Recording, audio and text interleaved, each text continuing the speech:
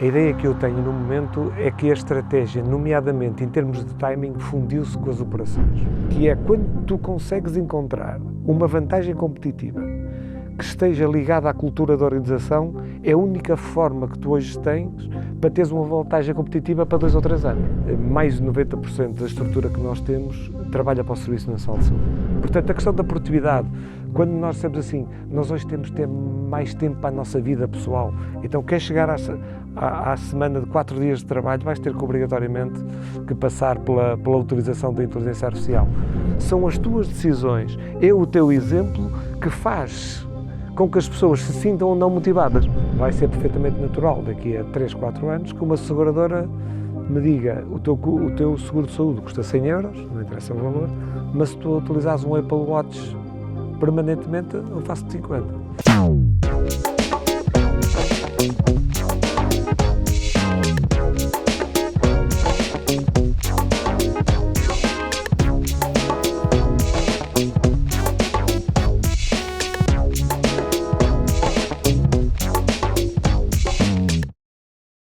Olá e sejam bem-vindos a mais um episódio do podcast Tribo de Líderes e temos connosco hoje um CEO de uma organização, aliás de um grupo de organizações, que nos vem falar sobre liderança, inteligência artificial e outras temáticas que vamos pôr aqui pelo meio. Portanto, temos connosco hoje o Pedro Aguiar, CEO da A-Business.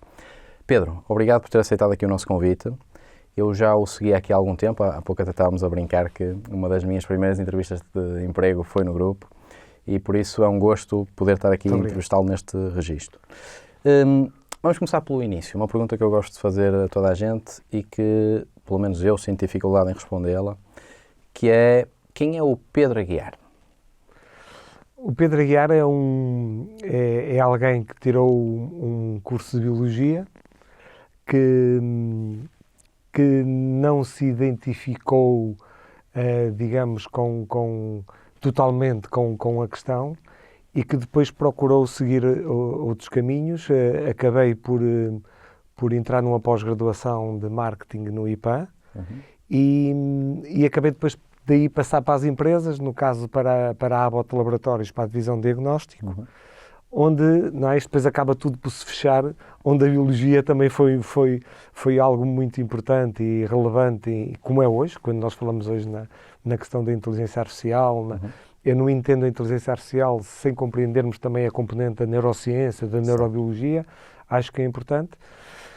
Pronto, e sou um pai de 2 filhas, vivo em Guimarães e que o meu dia-a-dia é passado, digamos, em 2 registros, ou na gestão realmente do grupo de empresas que o Sérgio referiu, e depois tenho uma atividade, digamos, paralela, académica, onde no IPA sou também professor do mestrado e da licenciatura, e depois sou professor também nas pós-graduações de marketing, de healthcare marketing, de sales management, sendo que nesta sou o coordenador, e também na de inteligência artificial no marketing, onde sou co-coordenador e professor.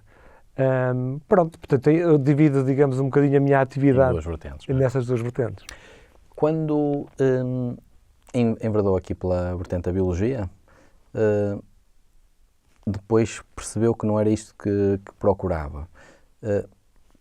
A partir de que momento é que percebeu isso e já agora percebeu que não era isso que procurava, e o que é que começou a procurar? Foi o marketing logo de seguida? Vamos lá ver, dentro da área eu apanhei uma fase de transição daquilo que classicamente eram as ciências ou letras. Eu queria a área de ciências, na altura em FAF, e a minha escolha foi quase, ponha aí a primeira área, não é? Foi um bocadinho assim.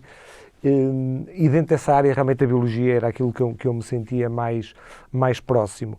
O detonador principal foi, eu tirei a via ensino, portanto fiquei logo efetivo em FAF, que era a minha cidade, a cidade onde eu sou natural, e pensei o seguinte, quer dizer, eu tenho 26 anos ou 27, antes tinha 24 ou 25, não vou passar a minha vida toda aqui, e esse foi o principal, realmente. Não tem a ver com a área de conhecimento em si, tinha a ver mais com a função. E depois o marketing, porquê? Porque quem tira uma área de biologia comecei a procurar alguma função que fosse também dentro da Abbott Laboratórios, fosse dentro de uma área que fosse importante também ter esta componente de ciência e de biologia. E ao mesmo tempo depois começo então a fazer uma licenciatura de marketing no Porto, que acabei por não concluir pela entrada na Abbott Laboratórios, como eu estava a dizer, concluindo só depois então a pós-graduação. Depois da Abbott Laboratórios, segue-se então logo o caminho no empreendedorismo, portanto com a business. Como Exatamente. é que surgiu aí o negócio? O que é que foi pensado? Foi precisamente eu depois tiro um MBA na Porto Business School e juntamente com um colega, com o Zé Miguel, começamos a equacionar então fazermos uma coisa por nós próprios.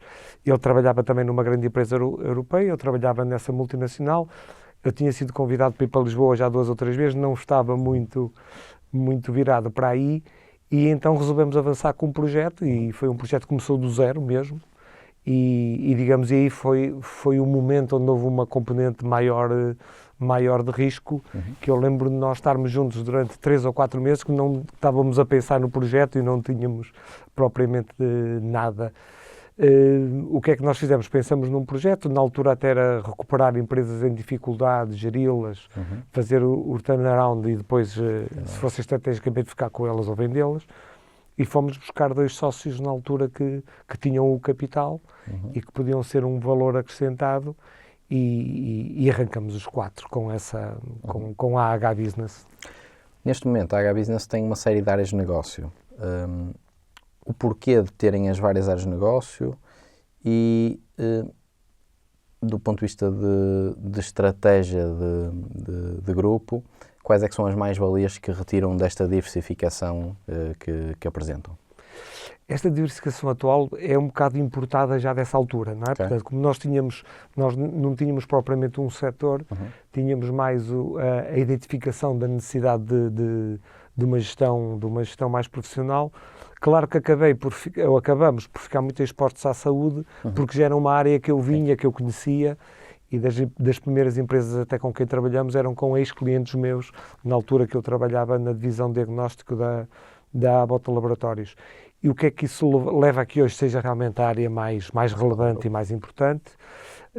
Depois, um bocadinho quase como consequência, temos também 3 ou 4 negócios na área do online. Mais recentemente entramos também na área da transição energética, na área da mobilidade elétrica, mais especificamente, numa empresa também na Fulvénio, numa empresa muito interessante na área da inteligência artificial. E, portanto, são coisas que vão aparecendo, sempre nesta perspectiva de que há um processo também de aprendizagem, não é? Portanto, isso para mim é fundamental, não é? Quando eu sentir que a coisa não leva a uma aprendizagem, também então aí é porque não vale a pena estar. Portanto, a diversificação, digamos, que não é uma coisa estrategicamente pensada, é mais uma convicção, uma vontade de fazer as coisas em áreas diferentes do que propriamente tenho que o reconhecer muito, este pensamento estratégico agora é importante. Seria a minha questão. Não é bem por aí. De todas as empresas ou áreas de negócio que neste momento o grupo tem, como é que é feita a gestão da mesma? Portanto, existe um líder por cada uma das organizações? Há uma gestão centralizada, por exemplo, nos serviços partilhados? Como é que se processa? Isso mesmo, nós temos um serviço partilhados, uma ACE, portanto, com os serviços partilhados, da qual eu sou responsável, e depois temos uma estrutura dentro desses serviços partilhados, onde está a direção financeira, a direção de marketing, aquilo, digamos, aquelas funções transversais mais importantes. Depois, quando começamos a entrar nas operações, então sim, há um responsável por cada área de negócio, não é? Portanto, digamos que é uma estrutura praticamente inteira, não é? Uma estrutura que procuramos essa transversalidade, mas depois em cada área vamos a fundo conforme, mas como eu dizia, mais nesta componente de operações. Claro, se me disser assim, mas o marketing não tem especificidades, tem, a área financeira não tem especificidades, tem. mas elas estão muito bem debaixo do mesmo ecossistema, debaixo do mesmo teto, e depois vão descendo também conforme as operações. Digamos que as operações são aquelas que definem o traço do teto. Há uma pergunta que eu não tenho feito em todos os episódios, mas que queria trazer aqui, face àquilo que é o background do Pedro e também já agora, portanto, está relacionado com o facto de ter vários negócios, que tem a ver com um triângulo que nós definimos como a tríade de sucesso organizacional e que é composto por estratégia, cultura organizacional e liderança. Muito bem. Destes três, qual é que o Pedro acha que é mais importante? Se é a estratégia, se a cultura ou a liderança? Para lhe responder direto, depois explico, eu acho que é a cultura. A ideia que eu tenho no momento é que a estratégia, nomeadamente em termos de timing, fundiu-se com as operações. Okay? Isto é, nós tradicionalmente, a estratégia era feita por quem? Era feita pela gestão de topo. Desculpa o termo, pelos iluminados da organização, não é? E eles definiam a estratégia, depois os outros executavam e implementavam. O que é que acontece, entretanto, nestes últimos tempos, e que irá agravar nos próximos anos, penso eu, é que aquilo que nós dissemos, que a velocidade do mundo, as mudanças permanentes, etc., isto realmente tem que ter algum impacto, não é? Certo. E o que é que eu me vou percebendo? Vou-me apercebendo que hoje termos uma estratégia para 3 ou 5 anos é completamente irrealista. Por exemplo, o que é que vai acontecer em novembro nas eleições americanas, não é? Ninguém sabe. Nós ainda não sabemos quem é que vai ter a maioria em Portugal. Não é? Portanto, do ponto de vista estratégico, eu acho que a estratégia passou para o curto prazo e fundiu-se com a execução, com as operações. O que é que isso quer dizer? Deixamos de ter, digamos, um processo afunilado, em que tínhamos a estratégia e depois as operações, e passamos a ter um processo circular em que a estratégia, digamos, influencia as operações e a execução, mas também onde o contrário é verdadeiro. Portanto, eu acho que os líderes hoje têm que deixar-se expelidos de que eu tenho mais informação, eu tenho mais dados, eu decidi assim. Está bem, tu decidiste assim, mas depois na prática muitas vezes nós notamos que não é assim que é incrementado. E então, quando a estratégia vem para o curto prazo, pode parecer então que só nos interessa o curto prazo. E aí vamos para um autor que nós dois gostamos muito, que eu sei, que é o Simon Sinek, não é? Nomeadamente no Jogo Infinito, que diz, não, o médio e longo prazo continua a ser o mais relevante ou o mais importante. Então o que é que nos fica no médio e longo prazo? A cultura da organização. Portanto, aquilo que nós tratávamos como algo que era muito bonito, porque tínhamos no nosso site a missão, os valores, etc., neste momento tornou-se a única ferramenta, a única área de reflexão que eu tenho para conseguir ter sucesso no médio e longo prazo, que eu continuo a achar que é o mais importante. Não é? E quando eu respondo muito claramente a cultura, é porque eu acho que ainda há pouca gente a perceber isso. Não é? E quando me perguntam muitas vezes, Pedro, mas o que é isso da cultura? Não é uma coisa, não, a cultura é, quando tu escolhes os valores da tua organização, tens que os aplicar, e é isso que faz a cultura de uma organização. E para mim isso, por exemplo, hoje é a chave para, por exemplo, nos recursos humanos. Uma pessoa, um colaborador está bem ou mal numa organização, muito mais se identifica com a cultura do que com o resto. E isto tem que ser algo que temos que intensificar no futuro, não é? Tu tens um indivíduo que tem um excelente desempenho, tens excelentes resultados, mas se ele não se identificar com a cultura da organização, ele não interessa para a tua organização. Porque ele vai ser sempre alguém que te vai ficar no curto prazo. E daí essa relevância. Claro que a liderança depois, que é o terceiro ponto do triângulo, a liderança tem que se adaptar a isso, não é?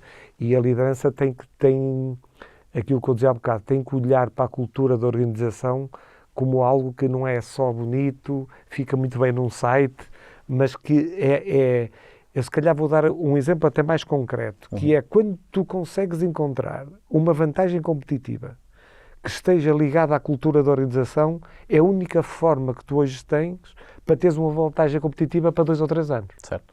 Porque se tu vais buscar a vantagem competitiva à estratégia ou às operações, ela vai facilmente ser replicada por outra pessoa. Exatamente. Porque é que houve aqui uma afirmação que está relacionada com o seguinte: ainda pouca gente valoriza ou entende a cultura. Porquê que é isso? Tem alguma opinião sobre isso? É, porque nós até temos uma frase, não é? Tudo que é cultural demora mais tempo a mudar, não é? Claro que o mundo hoje tem outra velocidade, mas nós ainda estamos, portanto, dizer a alguém, repare, dizer a um CEO, ou dizer a um presidente do Conselho de Administração, e dizer assim, olha, tu como responsável, como líder desta organização, não te preocupes tanto com a estratégia, preocupa-te mais com a cultura da organização. Tu não fiques com os trabalhadores, por exemplo, com os colaboradores que tenham um grande desempenho. Tu procura ficar com aqueles que se identificam contigo, não é? Podemos ir, por exemplo, ao processo de motivação, é a mesma coisa. Cada vez mais, e estas novas gerações ensinaram-nos isso de uma maneira absolutamente definitiva, na minha perspectiva, que é, eu quero trabalhar num sítio onde eu me sinta bem, eu não me identifique. Claro, se me disser assim, opa, mas vai trabalhar de borla? Vai trabalhar? Não, claro que não, não é? Portanto, mas há uma frase que se diz que eu acho que é muito importante em termos de liderança e de cultura, é o legado tem que estar à frente do resultado. Não é? E quando tu pões o resultado à frente do legado, as coisas correm mal. Não é? O exemplo mais conhecido é o exemplo da Kodak. A Kodak é uma empresa que desaparece. Desaparece porquê? Porque apareceu a fotografia digital. Sim. O que muito pouca gente sabe é que quem descobriu a fotografia digital foi a Kodak. Não é? Portanto, há aqui realmente um foco de tal maneira. E o que é curioso é que o CEO que escondeu essa descoberta foi o indivíduo que mais dinheiro ganhou, não é? Porque lá está o resultado à frente do legado. Portanto, passado uns anos a Kodak desaparece, o grande responsável foi o fulano que levou mais dinheiro para casa, não é? Mas que não quis abdicar dos rolos, da venda dos rolos, não quis abdicar dos produtos de contraste. E claro que quando nós colocamos o resultado à frente do legado que queremos deixar, e o legado está na cultura, mais uma vez, as coisas vão correr mal. Sérgio, eu diria, o grande desafio é como é que eu, num mundo onde estamos todos no curto prazo, como é que eu tenho o discernimento de tomar decisões baseando no médio e longo prazo? Porque também só há uma forma, só chega ao longo prazo se resolver os problemas de curto prazo, não é? E é esta ambivalência, é estes dois focos de pressão que me levam hoje ao sucesso das organizações. Perfeito. A forma como foi aqui desdobrado este ponto faz todo sentido. Já conhecia a história da Kodak, de facto, e existem muitas outras histórias onde isso acabou por se verificar. No caso da Netflix versus Blockbuster, por exemplo, há aqui muitos pontos sobre isso. Em relação à cultura organizacional, e agora entrando aqui num detalhe específico da business, que tipo de valores estão na base do grupo? Ou seja, primeiro ponto, perceber qual é que é a cultura organizacional que foi construída para a business. Segundo, como é que são recrutadas as pessoas, do ponto de vista de valores, para se identificarem aqui com a business? Temos que fazer então a tal separação entre aquilo que é, portanto, a parte transversal do tema. Sim. Nessa parte, claramente, é a questão da gestão e identificar-se realmente com aquilo que nós queremos fazer, com aquilo que é o que são os nossos valores. Depois, tenho que admitir que cada marca, na sua área de negócio, tem os seus valores e tem a sua cultura.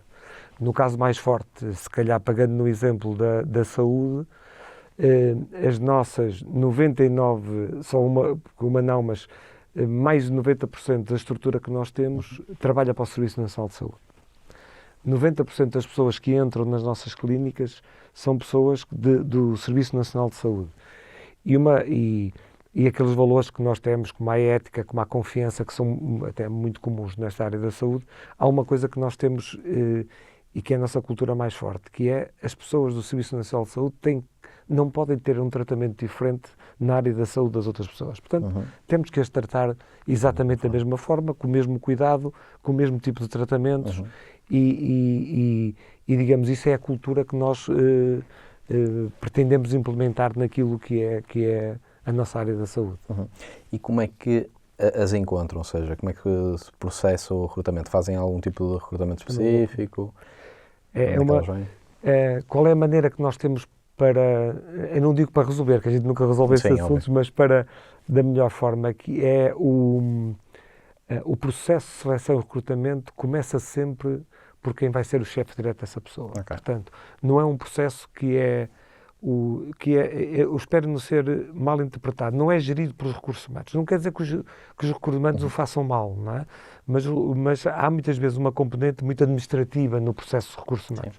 Atenção que eu considero os recursos humanos, ou a função de recursos humanos, importante, mas acho que ela é tanto mais importante quanto mais democratizada tiver na empresa. Não é? Se os recursos humanos ficam só num departamento, então não vale a pena. Não é? É mais um silo que temos ali e é demasiado importante, falar, por exemplo, no caso da liderança, não é? É demasiado importante toda esta componente dos recursos humanos para ficar ali. Então, quem é que começa a fazer a seleção e recrutamento e quem é que tem a palavra final? É a pessoa que vai estar com ela. Portanto, nós não temos um fio condutor para o processo todo. Depende para onde é que vai, qual é a função, quem vai ser o chefe direto dessa pessoa, e a última palavra não é minha, não é do diretor de recursos humanos, é dessa pessoa, exatamente. Faz todo sentido. Não querendo ser repetitivo, mas ainda me focando no recrutamento, dentro do grupo existem várias pessoas com posição de liderança. Certo. Ou seja, essas pessoas são também identificadas por alguém. Pode ser pelo Pedro, pode ser por alguém que faça parte do quase como conselho de administração. Certo. Que tipo de competências ou características é que o Pedro e a equipa identificam nestas pessoas e como é que elas passam a desempenhar esse papel? E já agora, só por curiosidade minha, elas vêm dentro da estrutura por norma ou fora da estrutura? Certo.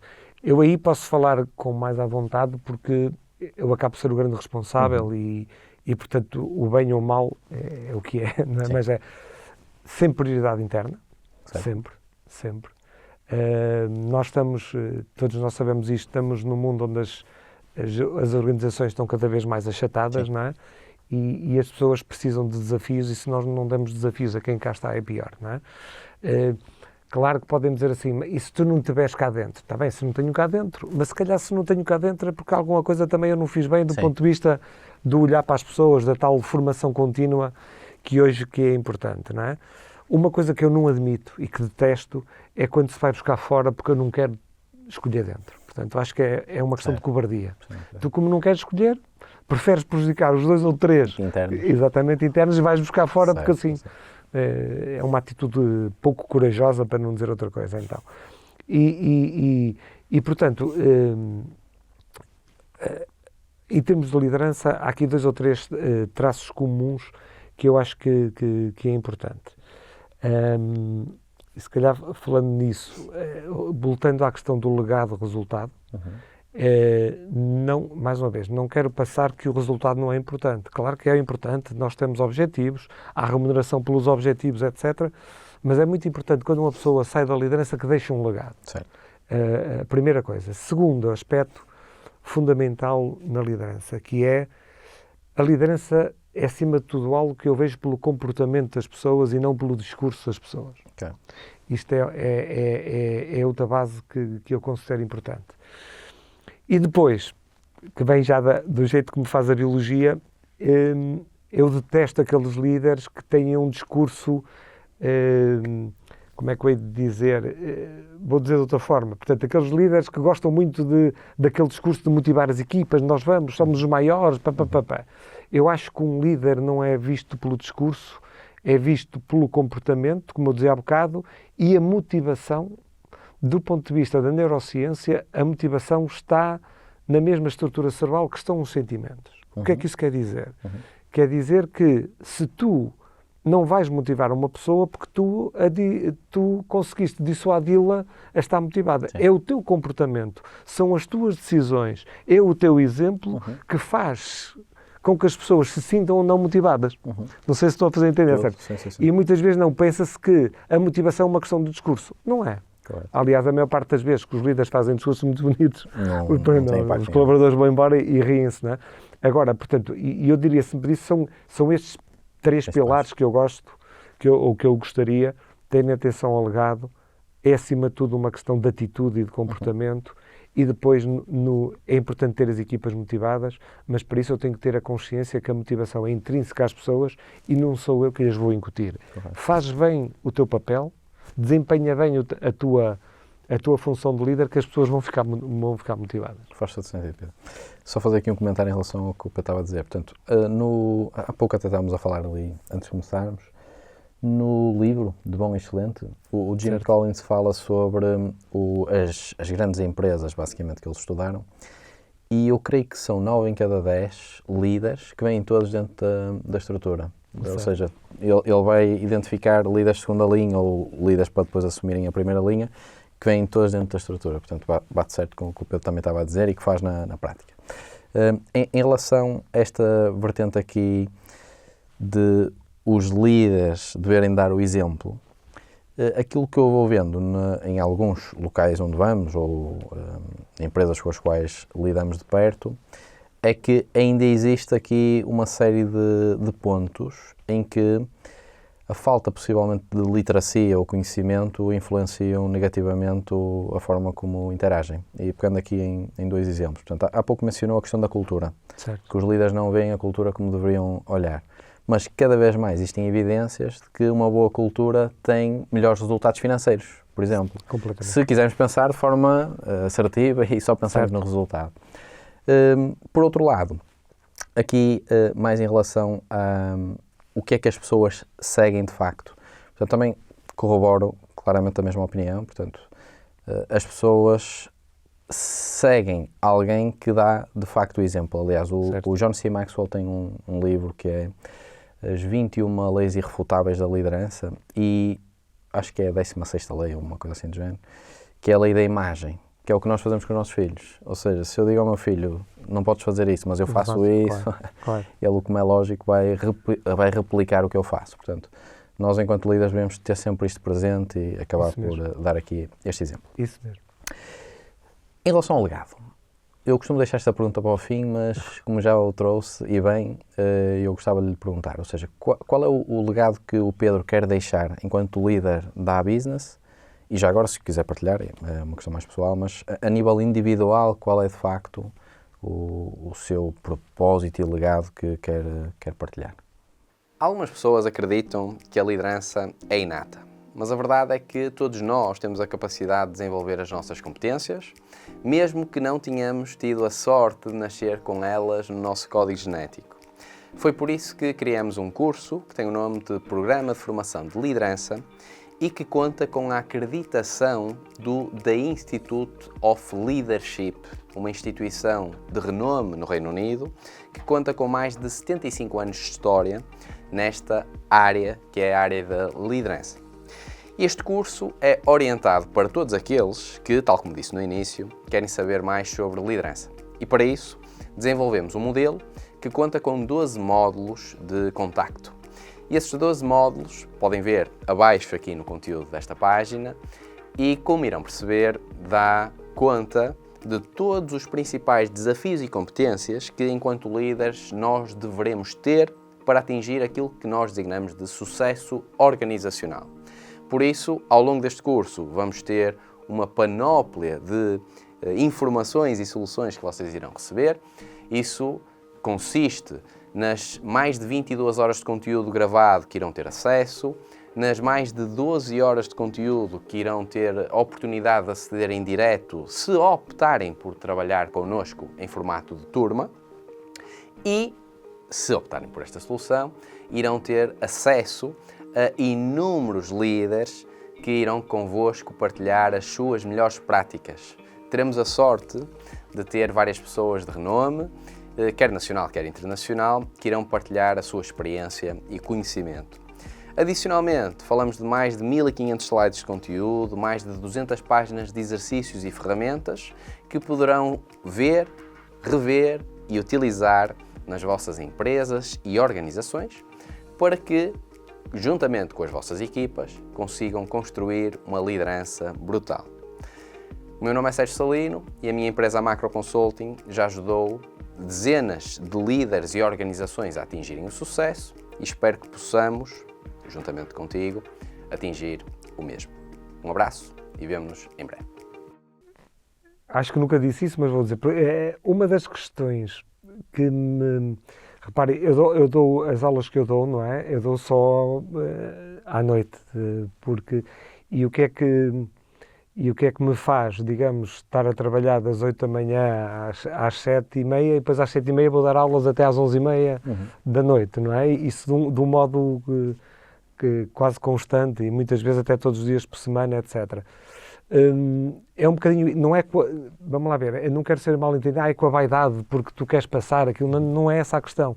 É porque eu acho que a partilha, não é? A partilha, estamos aqui a fazer uma partilha Sim. também, não é? A partilha é muito importante. Eu gostava, se calhar já me passaram dezenas, se calhar para aí uma centena de milhares de alunos, não é? Já me passou muita gente. E seguramente que marquei uns, que não marquei outros, portanto, como tudo, não é? Mas era um legado que eu gostava de deixar, esse legado, de dizer, olha, eu lembro-me de alguém que me ter alertado para isto, ou a fazer isso gostava. Do ponto de vista mais da H-Business, é mais esta questão de deixar um contributo de que as coisas, dentro daquilo que é possível, que as coisas também nunca correm como nós, nunca correm completamente como nós queremos, não é? E então quem trabalha nesta área com o Estado é muito difícil, mas deixar um legado de alguma leveza, no sentido de que porque nós passamos muito tempo a trabalhar, não é? E ir para o trabalho, se for algo que eu vá com sacrifício, eu já não consigo ter esse desempenho. E eu gostava portanto, de ser encarado um bocadinho como alguém que tenha alguma leveza no meio deste peso todo que é uma organização com cerca de 30 sociedades, 600 pessoas, ter alguma leveza neste processo todo. Não sei se o consigo, não sei se vou conseguir, mas, digamos, a 2 níveis das minhas 2 grandes atividades era isso que eu gostava. Já agora, curiosidade, se 2 para amanhã obrigassem a escolher entre parte académica e parte profissional do ponto de vista empresarial, o que é que escolhia?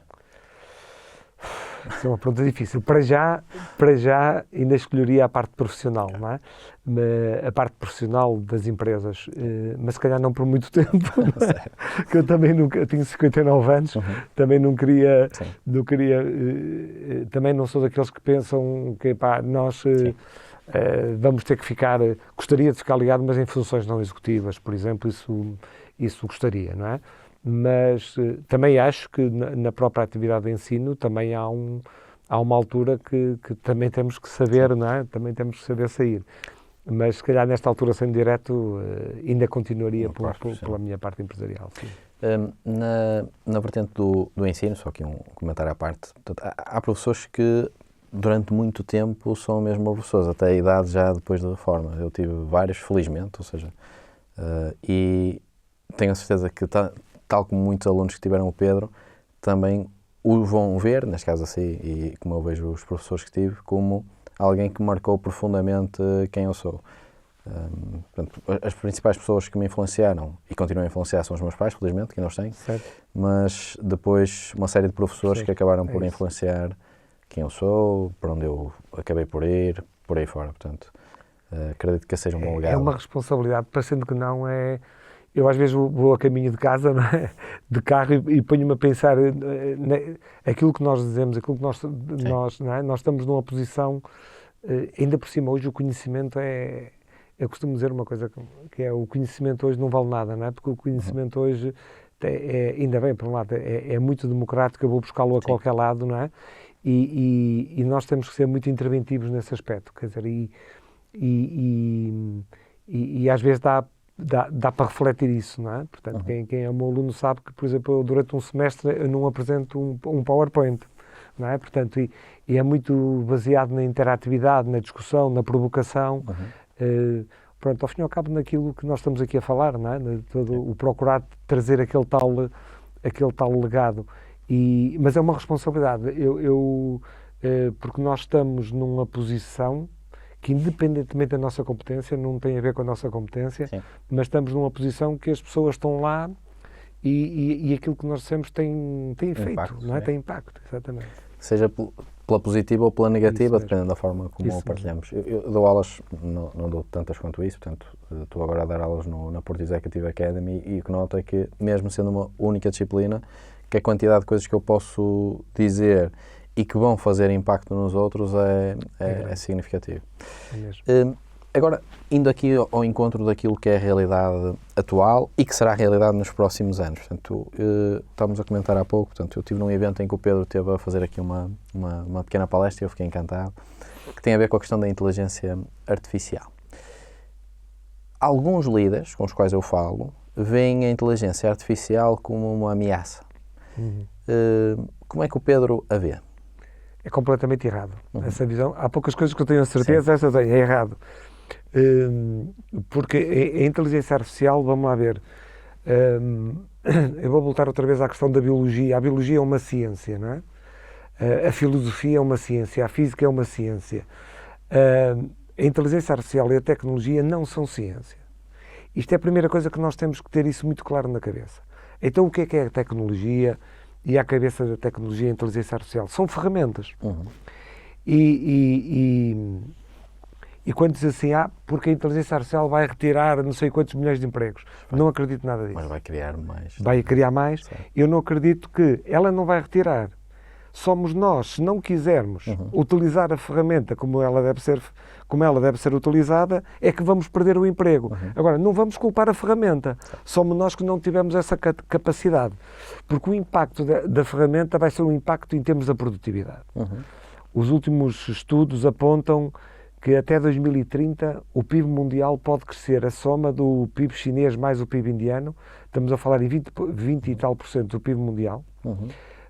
20 e poucos % do PIB mundial, que pode crescer até ao final desta década o PIB mundial pelo efeito só da inteligência artificial. E nós temos que olhar para ela realmente como esta oportunidade, não é? Ou a utilizamos ou não. Eu vou-lhe dar um exemplo vulgaríssimo. Numa empresa que eu tenho lá do online, em que eu paguei 500 horas para carregar 1000 e poucos produtos, os conteúdos dos produtos. Era preciso ir ao Google, fazer a descrição do produto, escolher as palavras certas para o SEO, etc, etc. E com o ChatGPT eu passei de 500 horas para 50, exatamente para o mesmo trabalho. Sim. Portanto, a questão da produtividade, quando nós temos assim, nós hoje temos de ter mais tempo para a nossa vida pessoal. Então, quer chegar à semana de 4 dias de trabalho, vais ter que obrigatoriamente que passar pela utilização da inteligência artificial. É aquilo que se chama o digital mindset. Se me perguntarem, Sérgio, no futuro o que é realmente importante, é tu ou vais ter ou não vais ter. E o que é ter o digital mindset? Não é eu ser um pró no processo digital. É eu entender o que é que a digitalização, o que é que a tecnologia e à cabeça dela a inteligência artificial me vai trazer de bom, incorporar isso e depois eu situar-me naquilo que eu me devo situar como ser humano, porque a tecnologia não vai chegar lá, não é? Sim. Einstein dizia uma coisa, eu sou um fã de Einstein, ele dizia uma coisa muito, muito interessante há 100 anos atrás, não é? Ele dizia que a nossa mente intuitiva é um presente sagrado e a nossa mente racional é um servo fiel. Paradoxalmente, nós criamos um mundo que idolatra o servo e esquece-se completamente do presente sagrado. E essa é uma das grandes vantagens que eu acho que vai trazer a tecnologia, que é, se nós pensarmos bem, a tecnologia vai competir e a inteligência artificial, então, é, se calhar, a primeira invenção do homem que vai fazer concorrência ao próprio homem e não potencial, não é? Mas vai concorrer connosco no nosso aspecto racional, porque a nossa informação racional é que é digital, é que é de 1 e 0, porque tudo que é intuitivo e tudo que é emocional é analógico. Certo. E a inteligência artificial não vai chegar lá. Pelo menos ao nível do conhecimento que nós temos hoje, não é? Portanto, ninguém pode... E então, uma das vantagens, que eu acho que tem falado pouco, é que nos vai posicionar a nós, seres humanos, naquilo que nós já devíamos ser mais ricos na sua atualização. Eu quando digo assim, quando se diz os melhores alunos não são muitas vezes os melhores profissionais, não é? Porque é que o melhor aluno muitas vezes não tem capacidade de ir para uma empresa? Porque é que os grandes empresários, muitos deles nunca tiraram um curso, nunca... E tem a ver com isto, porque... E aqui vou outra vez à biologia, neste caso à neurobiologia, porque a intuição e a emoção é muito mais importante no processo do que a própria racionalização do processo. do ponto de vista da neurobiologia, aquilo que eu penso de modo racional está absolutamente condicionado pela intuição e pela emoção. Só que eu não tenho a coragem, a maior parte de vezes, não tenho a coragem de dizer assim, vamos seguir. Se eu acho que o caminho é por ali, é porque provavelmente Vamos é pela por ali. racionalidade e não pela, na maior parte dos casos. Claro, se me disser assim, qual é o ideal? Era pesar tudo. Não é? Mas nós vamos ter esta dificuldade. Não é? Portanto, cada vez é mais difícil tomar uma decisão racional num mundo completamente líquido, em que tudo muda todos os dias. E, portanto, se tu também estás à espera para tomar uma decisão, nunca a tomas, e muitas vezes vais ter que deixar aflorar a tua componente intuitiva, que, mais uma vez, quem conhece a evolução do cérebro humano, pode-se pensar que a intuição depende de cada um de nós. Não. A intuição é um património que nós temos acumulado há alguns milhões de anos, nos nossos genes, e que vai passando dos nossos antepassados para nós. Portanto, a intuição não é o acaso. O acaso somos nós todos. Nós, seres humanos, estamos cá, digamos, à conta do acaso. Foi um acaso que nos colocou aqui. Mas a intuição não é um acaso. A intuição há um trabalho da natureza e depois do ser humano durante muitos milhões de anos, e esse património está cá. Alguns de nós têm mais coragem e deixam ir por aí, há outros que não, não é? É a grande diferença entre dois tipos de pessoas, então, para sintetizarmos. Antes disso, só fazer aqui uma ressalva. Portanto, no Líderes Comem, por último, o Sinek fala sobre uma série de coisas, principalmente mais relacionadas com a antropologia e biologia, onde ele fala sobre a serotonina, a dopamina, as endorfinas, por aí fora. E ele acaba por explicar qual é o impacto que, no fundo, muitos anos antes de nós sermos agricultores, e a partir do momento em que o passamos a ser, já achamos que os 12 mil anos de agricultura é que vai ter um impacto significativo em quem nós somos. E não é de facto, ou seja, o que vem para trás tem muito mais impacto do que apenas os 12 mil anos de agricultura. E a minha pergunta estava relacionada com o seguinte, que é, porquê que algumas pessoas parecem ter mais intuição do que outras? É porque a ouvem e seguem, ou nós podemos trabalhar-nos para nós termos uma maior intuição? Isto porque, com base no que leio, portanto, a intuição, para além de também ser antropologia, é também um reflexo da nossa própria experiência. Certo. Ou seja, se eu tive uma má experiência com alguém, vou utilizar isso para influenciar, ou não vou utilizar, é automático, ou seja, isso influencia. A maior parte das vezes é uma questão de coragem, que, portanto, é uma questão de eu deixar cair os filtros e de deixar aquilo que estava a dizer, assim como há este património, há outros, não é? E outros nós fomos sendo empurrados para dizer assim, o que distingue o Homo sapiens das outras espécies tem a ver com a questão racional, do neocórtex racional. Portanto, nós fomos empurrados para aí. Certo. E a partir do momento que nós, seres humanos, nos concentramos e mais do que a apologia que se faz da racionalidade, não é? Nós quantas vezes ouvimos falar isso, tu tens que ser racional, tu tens, não é? E, portanto, nós estamos completamente formatados por aí. E eu acho que é esta formatação que nuns é mais forte do que noutros, que noutros nos leva até a um certo desprendimento, não é? Que nós nos negócios chamamos muitas vezes, aquele fulano teve uma sorte tremenda, não é? E ele até, olha, ele não percebe nada, desculpa, ele é um analfabeto e tem aqui um império. Pois, muitas vezes tem, mas tem a ver com isso que estamos aqui a falar, não é? Agora, também eu não estou aqui, mais uma vez, a fazer apologia, tu agora põe tudo de lado, vai só através da intuição, não é?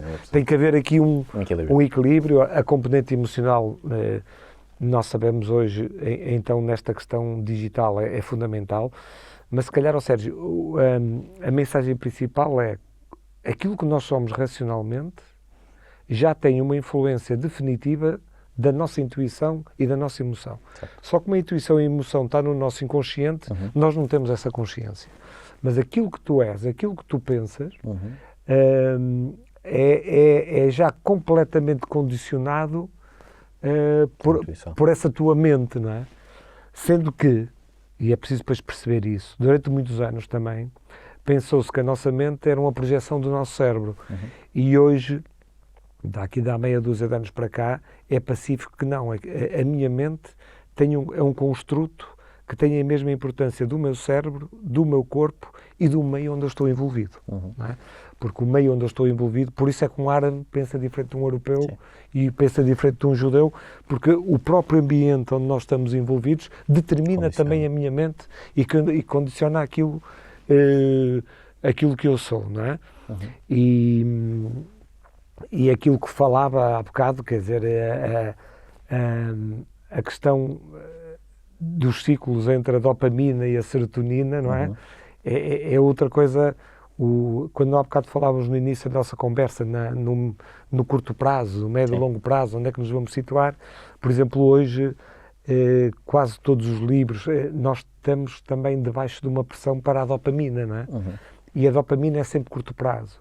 E obriga, é um neurotransmissor que, para ter o mesmo efeito no meu cérebro, obriga a concentrações cada vez maiores.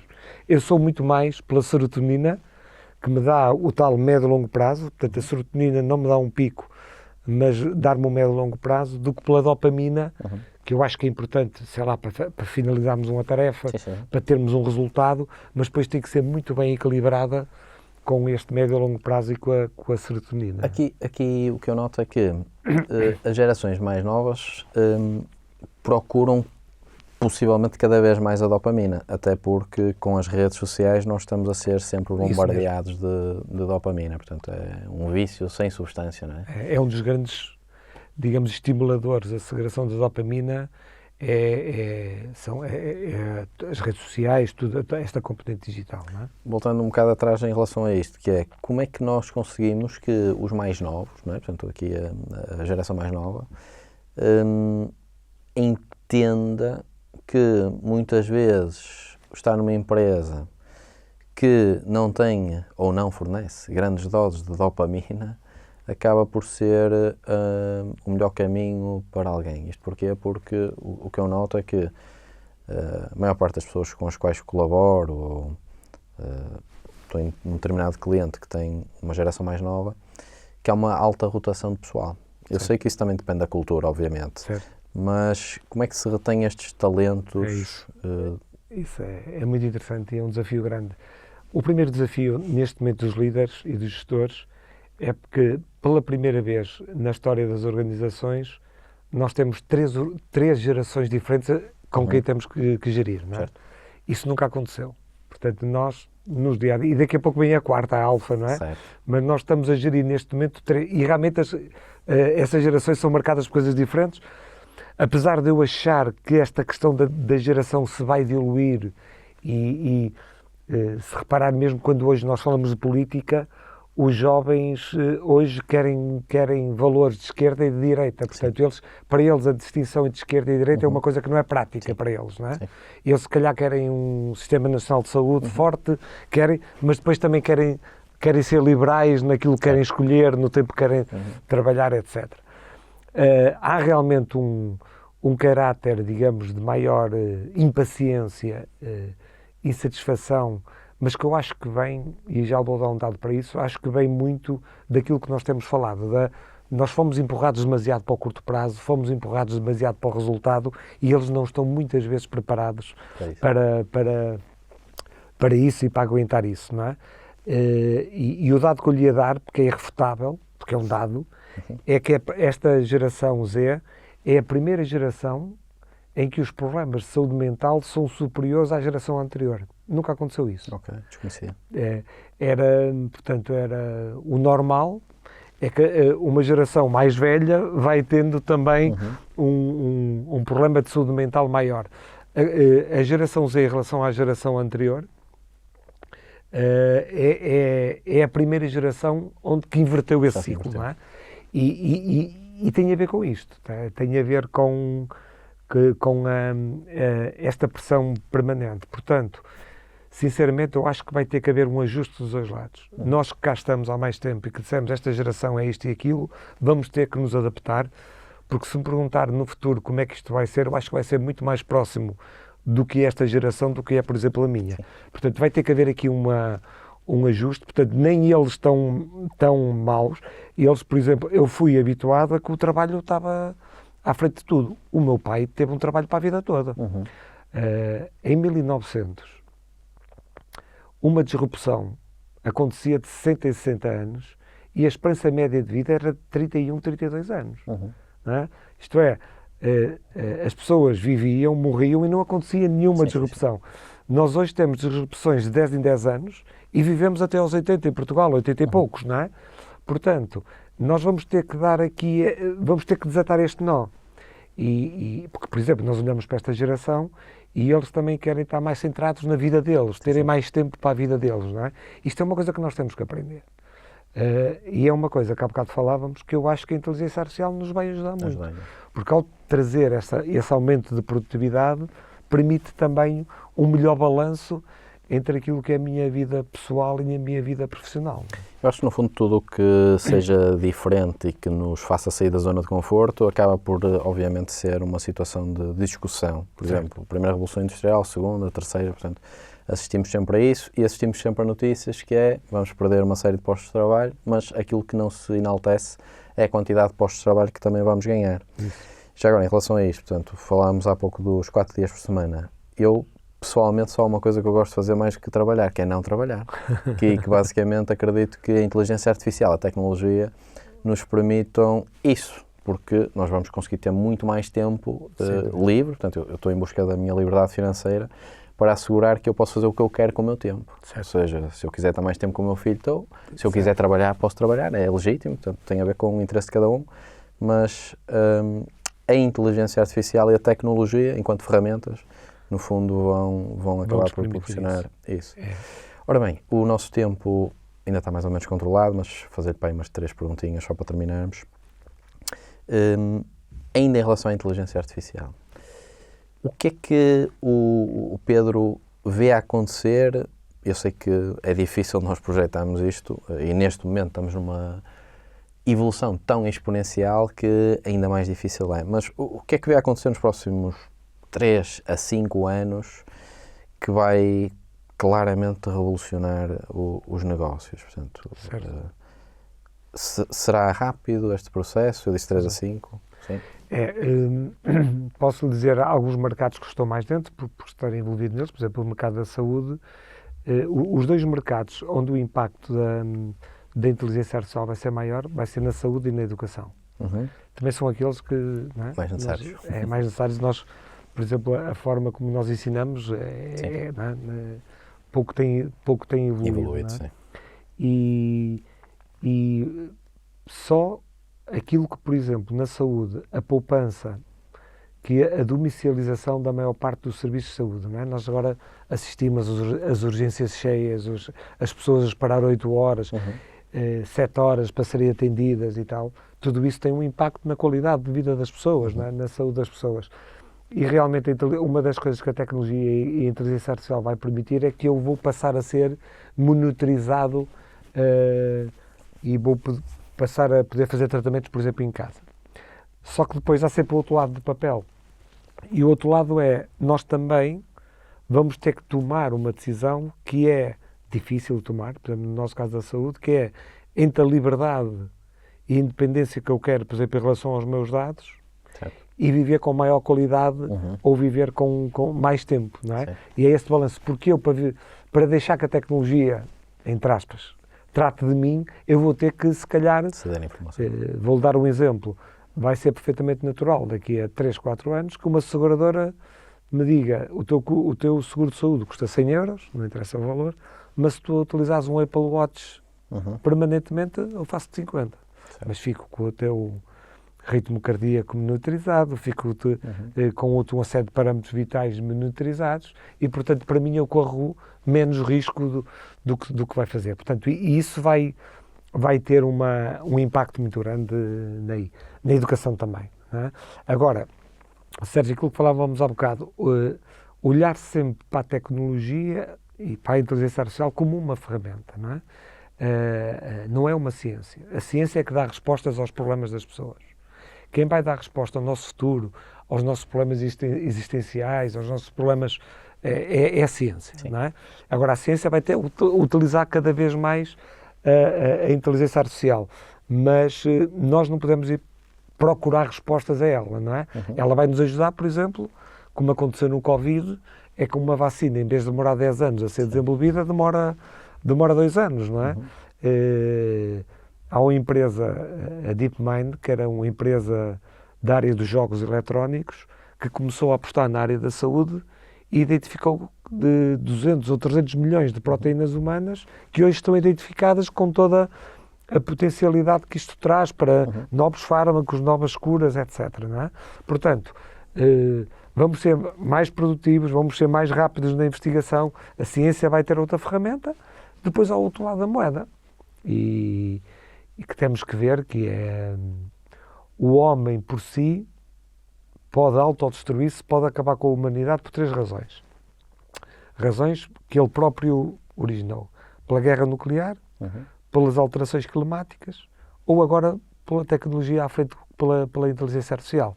Portanto, como é que tu lidas com a questão nuclear? Como é que tu lidas com a questão das alterações climáticas? Que é mais difícil para mim. É mais difícil lidar com esta do que lidar com a tecnologia. Porquê? Porque é menos visível. É uma coisa mais silenciosa, uma coisa mais de longo prazo. Nós, a União Europeia, agora a legislação que colocou cá fora em tempo recorde e que está aplicada a partir da semana passada e que tem um período de transição de 2 anos, mas já é muito clara. Nunca a União Europeia colocou fora um conjunto de legislação tão importante, tão rápida como esta. Como é que tu vais lidar com a inteligência artificial, com o open source, com o cuidado que tens que ter, com o que tens que... Pronto, com tudo isso que a gente sabe, na criação da arte, com todos esses impactos que tem. Não é? Portanto, o Biden, como não tem a maioria no Congresso, colocou cá fora as chamadas normas executivas, que nos Estados Unidos caem quando sai o Presidente, mas teve a necessidade e colocou também cá sobre a inteligência artificial. Isto é, a inteligência artificial é uma coisa que nos é mais imediata, não é? Nós olhamos para alguma coisa nas eleições americanas e nós percebemos que esta questão das alterações climáticas é uma coisa muito, não é? Que ninguém a leva muito a sério. E agora levamos a questão da guerra nuclear ou do problema nuclear por aquilo que está a acontecer. Sim. E é isso que me deixa otimista em relação à tecnologia. Está toda a gente atenta, está toda a gente preocupada.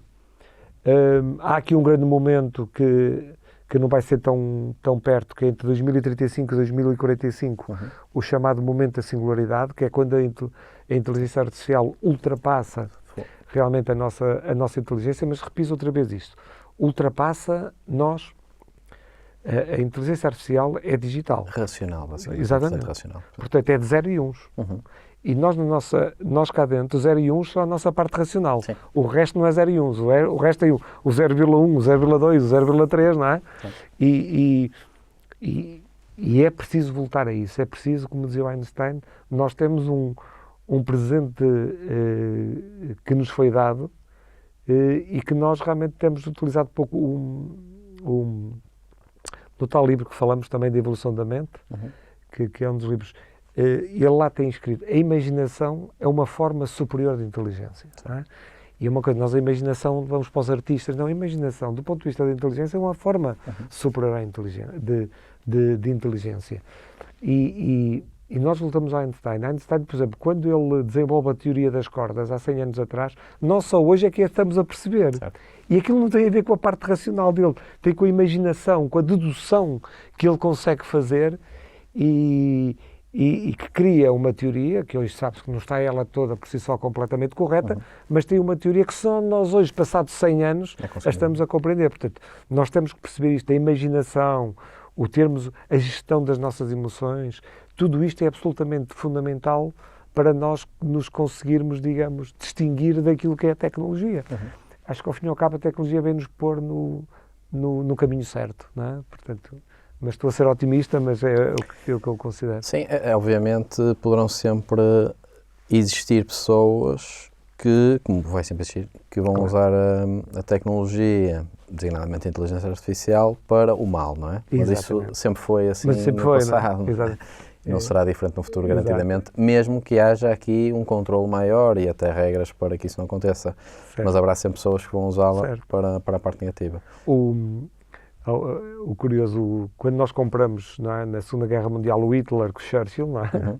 O Hitler era vegetariano não bebia álcool, não fumava, não é? Certo?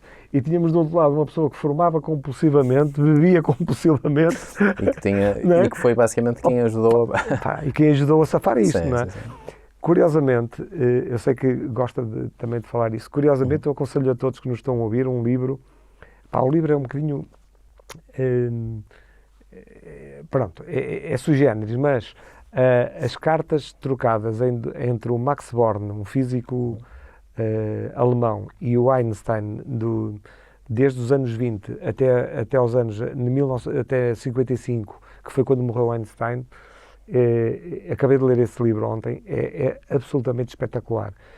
E nós percebemos aí que isso depois levou-me, eu não sou muito cinéfilo, não é? Levou-me a ver o filme Oppenheimer, e nós percebemos aí que a bomba nuclear, a bomba atómica aparece do lado dos americanos porque todo o conhecimento estava nas universidades alemãs. O que acontece, e está muito bem descrito nas cartas entre eles, é que quer o Born, quer o Einstein e outra série deles eram judeus. Eram alemães, mas de origem judia. E é essa cisão que os faz fugir da Alemanha, não é? Um para a Escócia, como foi o caso do Born, o Einstein para os Estados Unidos, e por incrível que pareça, é isso que leva depois a que realmente a guerra, digamos, tenha caído para o lado certo, não é? Caso contrário, ficaria para os alunos. Porque o conhecimento estava lá.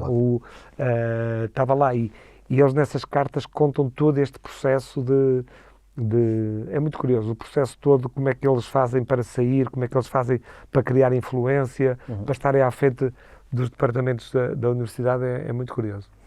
Eu estou a adorar o podcast, a minha mulher é que não vai adorar porque já são muitos livros para eu comprar. Estou a brincar. Mas na prática tudo tem a ver com literatura, eu adoro, já pus aqui estes livros que falamos há pouco. E agora, então, para terminar, visto que estamos a fazer mais ou menos 1 hora daqui de episódio, que conselho é que o Pedro daria, aqui a líderes novos ou líderes atuais, para melhorarem a sua liderança, mesmo agora no mundo da inteligência artificial e no mundo digital? Certo.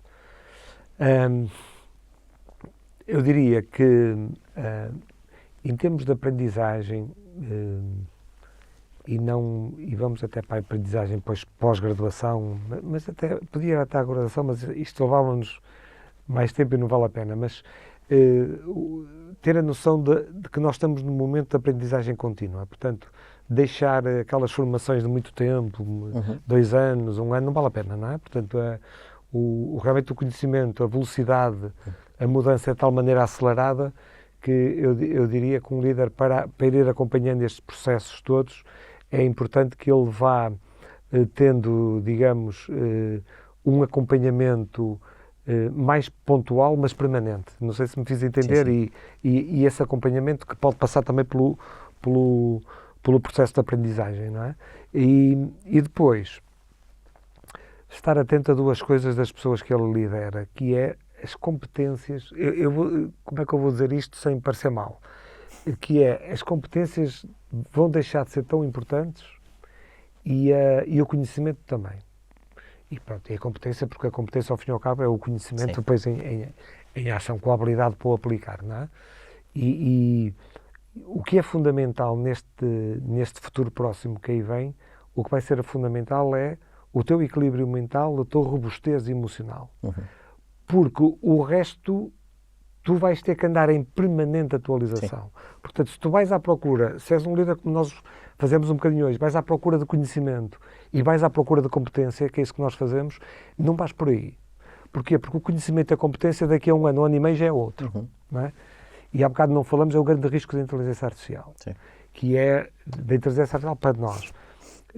Nós aqui há 10 anos atrás, se eu quisesse fazer uma licença sabática e não ligar a nada durante 2 ou 3 anos, eu depois regressava e voltava. Acabou isso. Isto é, se tu perdes estamos numa tecnologia fundamental como é a inteligência artificial, mas depois que ainda tem esta coisa, como está numa evolução exponencial, se tu perdes o comboio, tu não apanhas mais. E este é o grande risco, não é?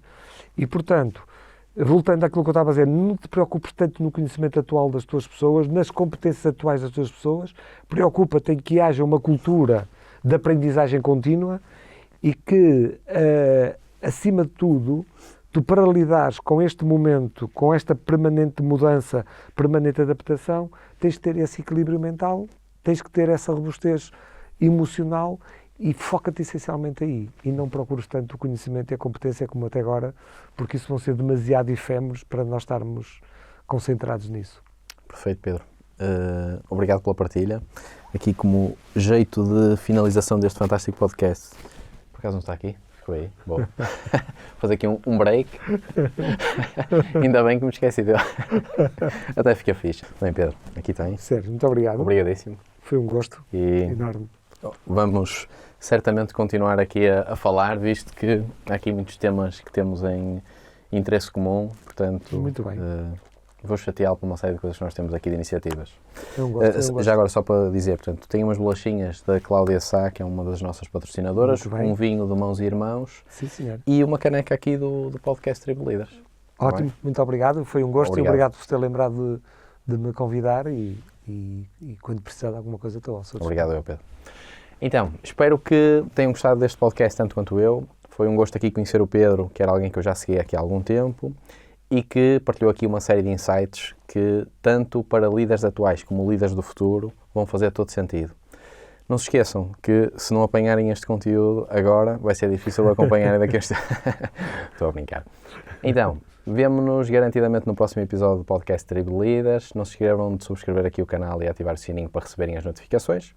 E, mais uma vez, vemo-nos no próximo episódio do podcast Tribo Líderes.